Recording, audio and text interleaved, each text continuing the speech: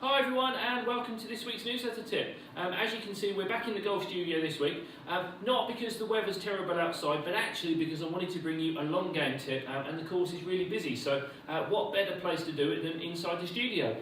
This week I really wanted to bring you my top tips on how to hit your fairway woods. Now, for those of you that have probably changed your fairway woods, I reckon probably in the last 10 years, maybe 8 years, something like that. We've seen a massive kind of, I suppose, evolution of the fairway wood in the respect that fairway woods nowadays actually give you very similar ball speeds to driver. So there's a lot of golfers out there that off the tee can hit their fairway wood as far as they can hit their driver. But the downside to this is it's actually made the modern fairway wood, in my opinion, slightly harder to use off the fairway.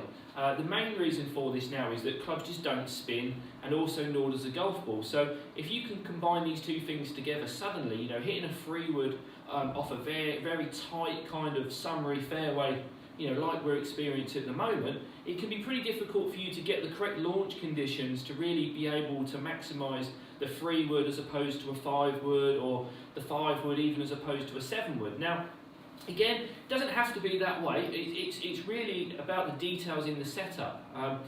When we use a fairway wood, and again, it doesn't necessarily matter what number or what loft, we're looking to almost be the most neutral. So what does neutral mean? Well, really the less extreme. We don't want you to really feel that you're hitting down on the golf ball significantly to try and elevate it. Equally, we don't want to be trying to hit it on the upswing like a driver. We're almost looking for a sort of a zero angle of attack to a point, which is where the golf club itself will actually almost just be gliding along the ground as it makes contact with the golf ball.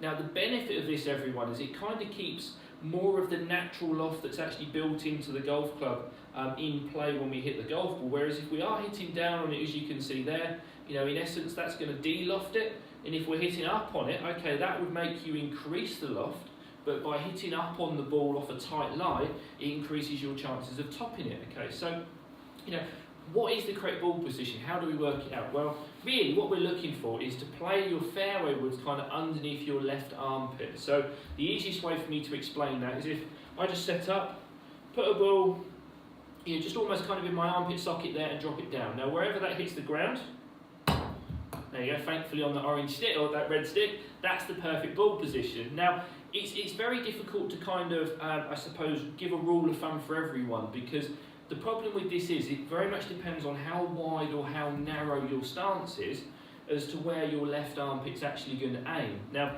I guess if there was a rule of thumb that I could offer, if your feet are shoulder width apart, okay, so the gap between your feet is as wide as your shoulders, generally speaking, as you can see there, the left armpit is probably 1 inch or maybe 1.5 inches inside the left heel, or I get people to think of it like a ball width. So we can see there that red stick is basically a ball width inside of my left heel. But again, you need to test yourself by dropping that ball down. Now, once we've sorted out the ball position, the next thing that's important is your weight distribution. Again, for me to be truly neutral, I need to have my weight 50-50, okay?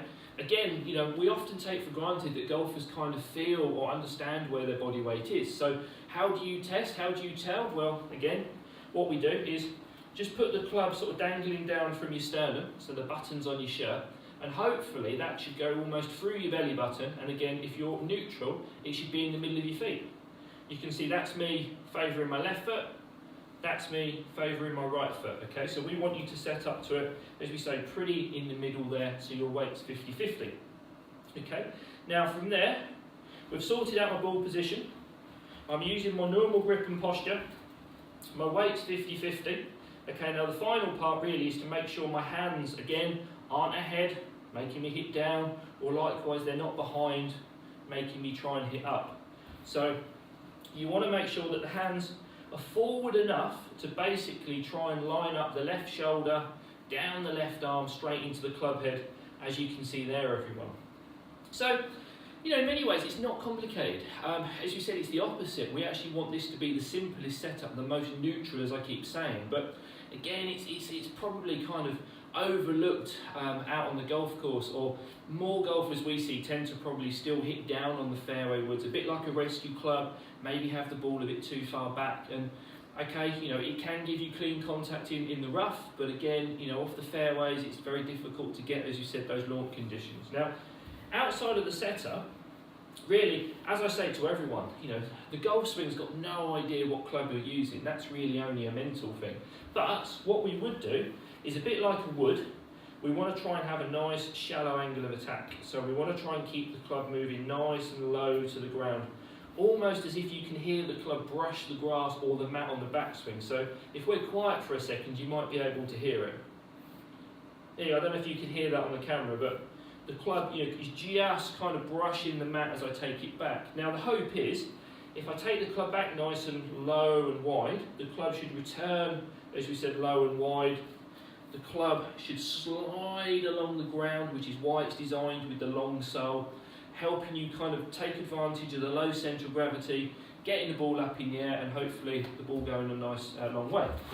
So let's try and set one up and have a go. Okay, so I'm just on the practice ground here at the moment. So again, ball position, what to me feels like underneath my left armpit.